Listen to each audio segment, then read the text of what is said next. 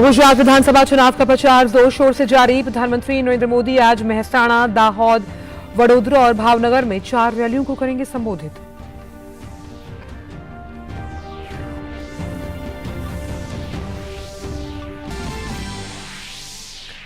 गुजरात में सभी पार्टियों के दिग्गज नेता प्रचार में जुटे। भाजपा के वरिष्ठ नेता अमित शाह चुनावी रैलियों को करेंगे संबोधित। वहीं कांग्रेस और आम आदमी पार्टी के नेता भी प्रचार में झोंक रहे हैं पूरी ताकत।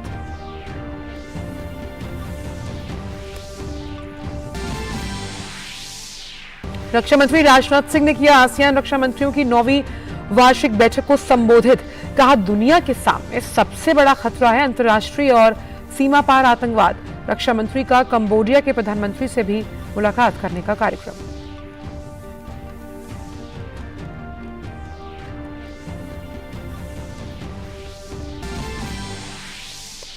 इंडोनेशिया में जावा द्वीप में आए भूकंप से मरने वालों की संख्या बढ़कर हुई 268। राहत और बचाव कार्य व्यापक स्तर पर जारी। बचाव कर्मी इमारतों के मलबे में लोगों को बचाने के प्रयास में जुटे। राष्ट्रपति ने आपदा प्रभावित इलाकों का किया दौरा।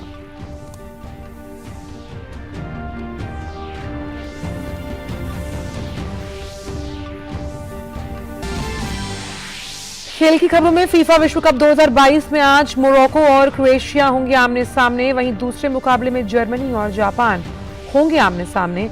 एक अन्य मुकाबले में स्पेन के खिलाफ कोस्टा रिका करेगा चुनौती पेश।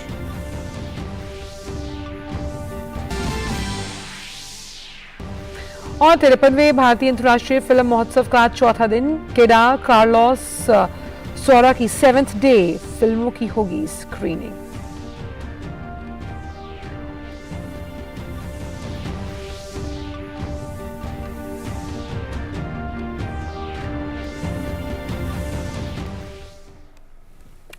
नमस्कार, आप देख रहे हैं डीडी न्यूज। मैं हूं आंचल गुलाटी गुंबर। आइए अब जान लेते हैं इन सभी खबरों को विस्तार के साथ। गुजरात में राजनीतिक दलों के वरिष्ठ नेताओं के दौरे के साथ विधानसभा चुनावों का प्रचार तेज होने लगा। प्रधानमंत्री और भारतीय जनता पार्टी के वरिष्ठ नेता नरेंद्र मोदी आज मेहसाणा, दाहोद, वडोदरा और भावनगर में 4 रैलियों को संबोधित करेंगे।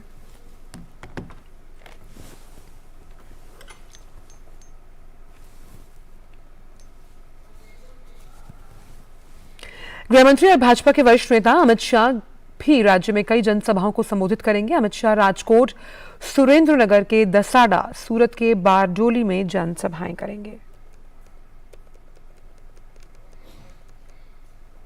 दूसरी ओर कांग्रेस के नेता और पूर्व मंत्री मनीष तिवारी और पार्टी प्रवक्ता आलोक शर्मा आज चुनाव प्रचार में भाग लेंगे।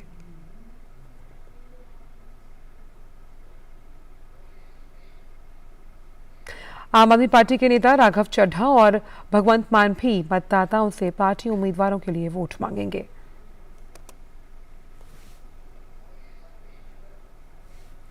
इस बीच भारतीय जनता पार्टी ने टिकट न मिलने पर निर्दलीय उम्मीदवार के रूप में नामांकन करने वाले अपने 12 सदस्यों को निलंबित कर दिया। गुजरात में 2 चरणों में होने वाले विधानसभा चुनाव में करीब 4,91,35,000 मतदाता 1,621 उम्मीदवारों के भाग्य का फैसला करेंगे। यह भी उल्लेखनीय है कि इन मतदाताओं में 10,000 लोग 100 वर्ष की आयु पूरी कर चुके हैं। रक्षा मंत्री राजनाथ सिंह कंबोडिया के दौरे पर हैं। रक्षा मंत्री राजनाथ सिंह ने आज आसियान रक्षा मंत्रियों की 9वीं वार्षिक बैठक को संबोधित किया। अपने संबोधन में राजनाथ सिंह ने कहा कि दुनिया के सामने सबसे बड़ा खतरा अंतर्राष्ट्रीय और सीमा पार आतंकवाद है। भारत आसियान संबंधों के 30 साल पूरा होने के उपलक्ष्य में भारत और कंबोडिया पहली भारत आसियान रक्षा मंत्रियों की बैठक की सह अध्यक्षता कर रहा है। भारत 1992 में आसियान का संवाद भागीदार बना और 12 अक्टूबर 2010 को वियतनाम के हनोई में ADMM+ का उद्घाटन किया गया। वर्ष 2017 से ADMM+ मंत्रियों की सालाना बैठक आसियान और प्लस देशों के बीच संवाद और सहयोग को आगे बढ़ाने के लिए होती रही है। और खबर आ रही दिल्ली से, जहां के पालम राजनगर पार्ट 2 इलाके में दिल दहलाने वाली घटना हुई है, जिसमें एक परिवार के 4 लोगों की हत्या कर दी जाती है। नशे की आदी बेटी ने अपने माता पिता, दादी और बहन की हत्या कर दी। ये घटना सुबह देर रात हुई, जब केशव, जिसकी उम्र 24 साल बताई जा रही है, नशे की हालत में घर में ही झगड़ा करने लगा। पहले उसने अपनी दादी का गला घोटा, उसके बाद अपने माता पिता और बहन की चाकू से हत्या कर दी और मौके से फरार हो गया। तो पड़ोस में रहने वाले उसके कजन भाई ने उसे धर दबोचा और पुलिस को कॉल कर पुलिस के हवाले उसे किया गया है। केशव पहले भी चोरी के सिलसिले में तिहाड़ जेल में सजा काट चुका है। वह नशे का आदी था। गेट के ऊपर एक साफट होती है जाली वाली, उसे तोड़ के मैं अंदर घुसता हूँ, उसका दरवाज़ा खोलता हूँ और सोफ़ा हटाता हूँ। अंदर जब सब जाते हैं तो देखते हैं कि सबकी डेथ हो रही है। नशा का आदी था, उसको नशा हर टाइम चाहिए होता था और जब उसने मर्डर किया वो तब भी नशे में। मनी लॉन्ड्रिंग मामले में दिल्ली की तिहाड़ जेल में बंद मंत्री सत्येंद्र जैन का अब दूसरा वीडियो जारी हुआ है। ये वीडियो साफ तौर पर उनके ठीक से भोजन न मिलने वाले दावे को नकार रहा है। इस सीसीटीवी फुटेज में सत्येंद्र जैन अपनी सेल में अच्छे तरीके से खाना खाते हुए दिखाई दे रहे हैं। इसके साथ ये फल और सूखे मेवे भी खाते हुए नजर आ रहे हैं। तिहाड़ जेल के सूत्रों ने कहा कि जेल में रहने के दौरान सत्येंद्र जैन का वजन 8 किलो बढ़ गया, जबकि उनके वकील ने दावा किया था कि उनका वजन 28 किलो कम हो गया।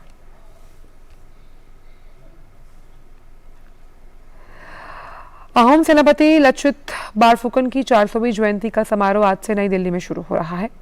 इस आयोजन के अगर बारे में बात करें तो ये 3 दिन तक चलेगा। केंद्रीय वित्त मंत्री निर्मला सीतारमण इस अवसर पर विज्ञान भवन में एक प्रदर्शनी का उद्घाटन करेंगी। केंद्रीय विधि मंत्री किरेन रिजिजू भी शाम को एक सांस्कृतिक कार्यक्रम में मुख्य अतिथि होंगे। प्रधानमंत्री नरेंद्र मोदी शुक्रवार को समापन समारोह में शामिल होंगे, जबकि गृह मंत्री अमित शाह बृहस्पतिवार को इसमें भाग लेंगे। इस समारोह के दौरान नई दिल्ली में लचित बोरफुकन की जीवन और गौरवशाली इतिहास पर एक वृत्तचित्र और पुस्तिका का लोकार्पण किया जाएगा। उनके जीवन और असम के इतिहास पर परिचर्चा होगी। सुप्रसिद्ध इतिहासकार जोगेंद्र नाथ फुकन ने लचित बारफुकन के जीवन का चित्रण किया। साथ ही लचित ने सराय घाट के प्रसिद्ध युद्ध में मुगलों को पराजित किया था।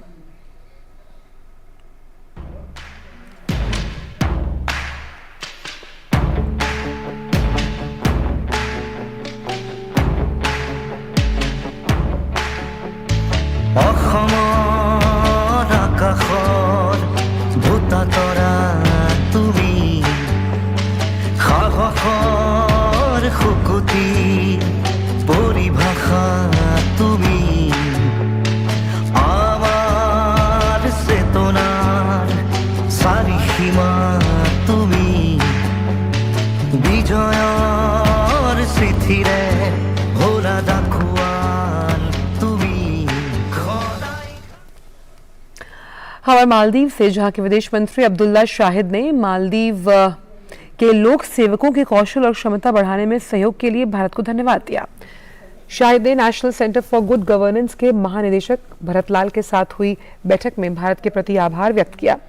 उन्होंने आशा व्यक्त की कि क्षमता वर्धन कार्यक्रम से दोनों देशों के लोगों के बीच आपसी संपर्क को और मजबूत किया जाएगा।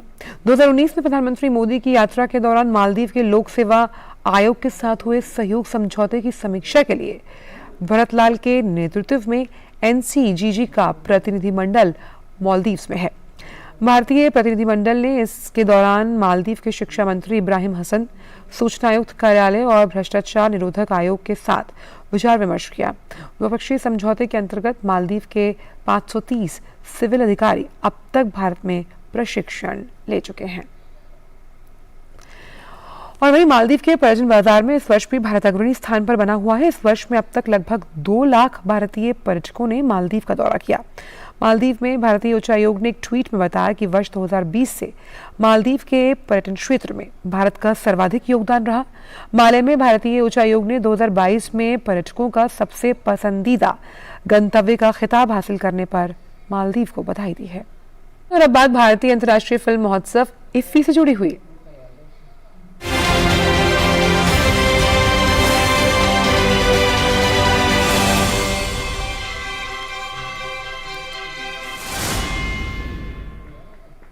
तो अंतर्राष्ट्रीय फिल्म महोत्सव के चौथे दिन आज कई रेड कार्पेट प्रीमियर देखने को मिलेंगे, जिनमें बॉलीवुड अभिनेत्री यामी गौतम की investigative drama thriller film last शामिल है। वहीं कुरुंगु पेडल अयप्पू विभाजन की विभीषिका अनकही कहानियां गोल्डन पीकॉक अवार्ड की प्रतिस्पर्धा में है।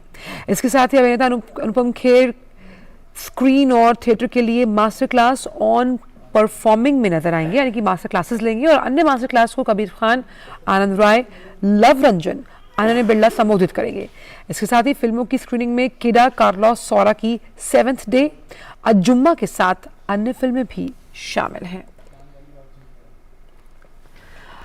बात करते हैं उत्तर प्रदेश के आकांक्षी जिले फतेहपुर की, जहां शिक्षा के क्षेत्र में हो रहे बदलावों के चलते प्राथमिक विद्यालयों की स्थिति में सकारात्मक बदलाव आ रहे हैं। जिला फतेहपुर में शिक्षा के क्षेत्र में हो रहे विभिन्न बदलावों से प्राथमिक विद्यालयों की तस्वीर बदल गई। देखिए फतेहपुर जिले से हमारी यह खास रिपोर्ट।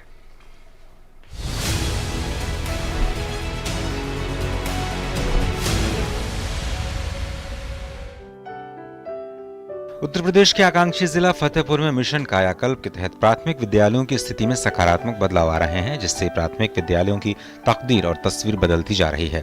जिला प्रशासन के सहयोग से फतेहपुर जिले के प्राथमिक विद्यालयों में प्रार्थना पंचांग जैसे कार्यक्रम संचालित किए जा रहे हैं, जिनके कुशल संचालन से विद्यालयों में बच्चों की उपस्थिति संख्या में लगातार बढ़ोतरी हो रही है। फतेहपुर जिला शिक्षा के क्षेत्र में लगातार नवाचार कर रहा है, जिससे प्राथमिक विद्यालयों के प्रति लोगों की सोच बदलने लगी है। दाल, चावल, शिक्षण व्यवस्था अच्छी हो, शिक्षण कक्ष बहुत उन्नत हो, जो भी हम लोगों को प्रिंटेज मटेरियल या टीएलएम वाले हैं, उन सब चीजों से विद्यालय को, कक्षाओं को सुसज्जित करते हुए बच्चों को लगातार उनके अधिगम में सुधार करने का सार्थक प्रयास कर रहे हैं। और जो भी हम लोगों को विभागीय कंटेंट उपलब्ध कराए जाते हैं, उनको सभी विद्यालयों में कड़ाई से लागू कराने के लिए लगातार प्रयासरत हैं। मिशन कायाकल्प के माध्यम से विद्यालयों में शुद्ध एवं सुरक्षित पेयजल प्रदान करने, बालिकाओं के लिए अलग से शौचालय बनाने और विद्यालय भवनों की रंगाई पुताई का काम किया जा रहा है, जिसके कारण जिला फतेहपुर के विभिन्न प्राथमिक विद्यालयों ने निपुण लक्ष्यों को प्राप्त कर लिया है। ये ग्रामीण परिवेश के विद्यालय हैं। यहाँ पर हमें बच्चों के साथ आवश्यकता से अधिक मेहनत करनी होती है और बच्चों से एक जुड़ाव बनाना होता है। जुड़ाव इन द सेंस कि यहाँ के बच्चे इतने गार्जियंस बहुत अवेयर नहीं है कि वो अपने बच्चे को डेली स्कूल भेजे या जो हम कह दें वो वैसे कर दें। तो हमें कहीं ना कहीं गार्जियंस को भी अवेयर करना होता है, फिर बच्चों के साथ मिलकर काम करना होता है। तो जिस तरह से ये निपुण भारत की जो भी कार्य योजना है वो एक तरीके से मूलभूत साक्षरता और संख्यात्मकता को लेकर के है कि बच्चे को जरूरी जो चीजें हैं, जीवन जीने के जो कौशल पर से रिलेटेड चीजें हैं, वो सारी चीजें उन्हें आ जानी चाहिए। जहां गुणवत्तापरक भोजन और उत्तम शिक्षा से बच्चों का शारीरिक एवं मानसिक विकास हो रहा है, वहीं बुनियादी सुविधाओं में सुधार होने से छात्रों की संख्या भी बढ़ रही है। प्राथमिक विद्यालयों के प्रति अभिभावकों की सोच में भी बदलाव आ रहा है, जिसके चलते फतेहपुर जिले में शिक्षा के क्षेत्र में आमूलचूल बदलाव हो रहे हैं। मुझे बहुत अच्छा लगता है पढ़ने में। मेरी मैम बहुत अच्छे से पढ़ाती है, मुझे खेल खेल में पढ़ाती हैं। और जैसे हमें सांप सीढ़ी से भी मैम हमारी पढ़ाती हैं। लूडो, ग्रिड गेम बहुत अच्छे से हमारी मैम पढ़ाती हैं। मुझे लाइब्रेरी में अब तो फर्नीचर आ गया, अब तो मुझे बहुत अच्छा लगता है पढ़ने में भी। पहले मुझे कुछ भी नहीं आता था, अब मैं स्कूल में आने लगी तो मुझे बहुत कुछ आने लगा है। कविता पढ़ाती है, खेल खेल में पढ़ाती भी है, मुझे अब यहाँ बहुत अच्छा लगता है। गौरतलब है कि मिशन कायाकल्प और प्रधानमंत्री द्वारा नए भारत के विजन के साथ जनवरी 2018 में शुरू की गई आकांक्षी जिलों का परिवर्तन पहल जैसी योजनाओं के माध्यम से पिछड़े जिलों की तस्वीर लगातार बदलती जा रही है। Bureau report, DD news.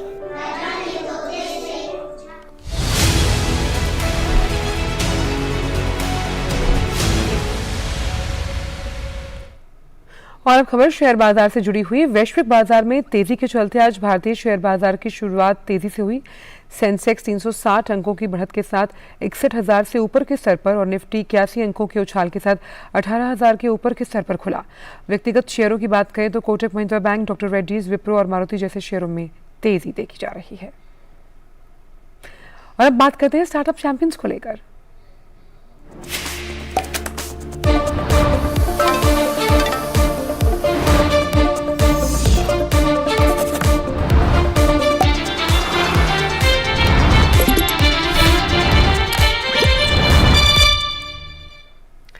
Amazon, Flipkart, Zomato जैसी कंपनियां अपने ग्राहकों को होम डिलीवरी मुहैया करवाती हैं, ये हम सब जानते हैं।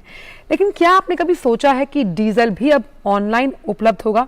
जी हाँ, पुणे की एक दंपति ने डीजल की होम डिलीवरी मुहैया कराने वाला एक अनोखा स्टार्टअप शुरू किया है।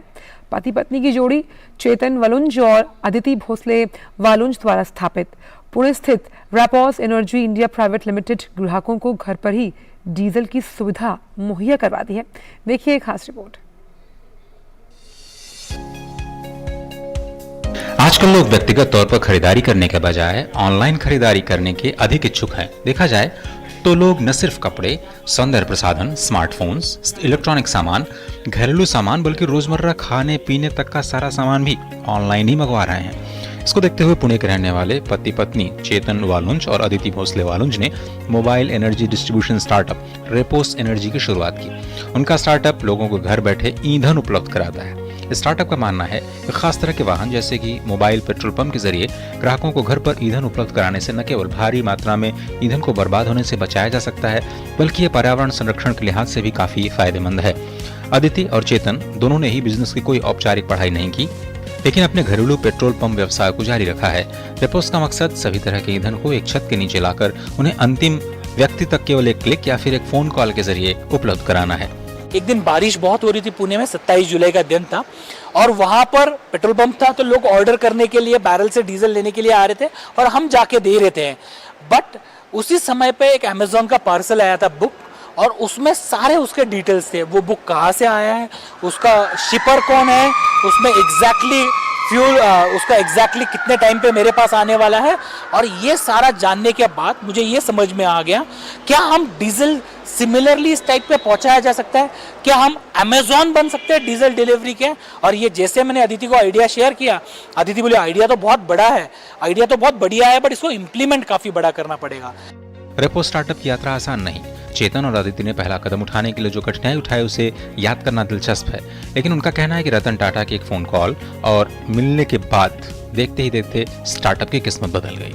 हम एक पेट्रोल पंप को मोबाइल लेके जाने की बात कर रहे हैं, और रतन टाटा से बेहतर कौन मेंटर हो सकता है।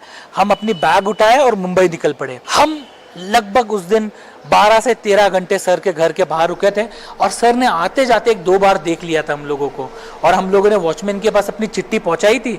शाम को 9 साढ़े 9 बज रहे थे, सुबह से हम लोग रुके हुए थे। सर ने अदिति को कॉल किया, अदिति आप मेरे साथ कॉफ़ी कल पीने आ सकते हो, आपका प्लान समझाने के लिए। हम दौड़े दौड़े सुबह सर के पास चले गए, एग्जैक्टली क्या प्लान है। और सर ने हमको 15-20 मिनट का टाइम दिया था, वो कब 15-20 मिनट कुछ घंटों में निकल गए, हमको ही पता नहीं चला। उस दिन सर ने हमको बोला, आपको कुछ बड़ा काम करना है या बिजनेस स्टार्ट करना है, उसके लिए बैकग्राउंड नहीं लगती है, विल पावर लगता है। और आपने जो विल दिखाया है मुझे मिलने में, यहाँ तक आने में, आप ये बना सकते हो।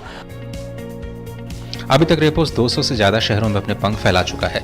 अपने नवाचारों के लिए रेपोस ने राष्ट्रीय स्टार्टअप पुरस्कार 2021 जीता। ईंधन का ये तकनीकी वितरण भारत को कार्बन न्यूट्रल भविष्य की ओर बढ़ने में भी मदद कर सकता है। शिशिर सेलार की रिपोर्ट, डीडी न्यूज। और इसी स्टार्टअप के बारे में और अधिक जानने के लिए आप देखिए हमारा खास कार्यक्रम स्टार्टअप चैंपियंस 2.0 शनिवार रात 9 बजे डीडी न्यूज पर, रात 10 बजे डीडी इंडिया पर और रविवार दोपहर 12 बजे डीडी नेशनल पर।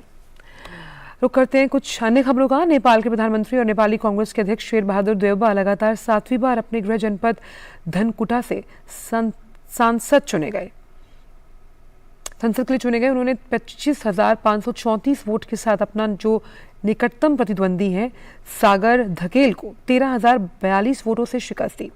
देउबा अपने 5 दशक के राजनीतिक करियर में कभी कोई संसदीय चुनाव नहीं हारे। इसी के साथ शेर बहादुर देउबा के नेतृत्व वाली नेपाली कांग्रेस का गठबंधन बहुमत हासिल करने के करीब पहुंचता हुआ दिखाई दे रहा है। खबर इंडोनेशिया से, जहां जावा द्वीप में आए भूकंप से मृतकों की संख्या बढ़कर 268 हो गई। अधिकारियों ने बताया कि इसमें 1000 से अधिक लोग घायल हुए हैं। वहां के राष्ट्रीय आपदा शमन एजेंसी ने कहा कि अभी भी 151 लोग लापता हैं। एजेंसी ने कहा इस क्षेत्र में 22,000 मकान क्षतिग्रस्त हो गए। अमेरिकी भूवैज्ञानिक सर्वेक्षण के आंकड़ों के अनुसार 5.6 की तीव्रता के भूकंप का केंद्र पश्चिमी जावा के सियांजपुर शहर में 10 किलोमीटर की गहराई में स्थित था। भूकंप प्रभावित क्षेत्र घनी आबादी वाला है और वहां भूस्खलन की आशंका हमेशा बनी रहती है। बचाव कर्मी इमारतों के मलबों में जो लोग फंसे हुए हैं उन्हें तलाशने और बचाने के प्रयास में लगे हुए हैं। इंडोनेशिया के राष्ट्रपति जोको विडोडो ने मंगलवार को सियाचुर का दौरा किया और लोगों को जरूरतमंदों तक सरकार द्वारा मदद पहुंचाए जाने का भरोसा भी। बात करते हैं फीफा की।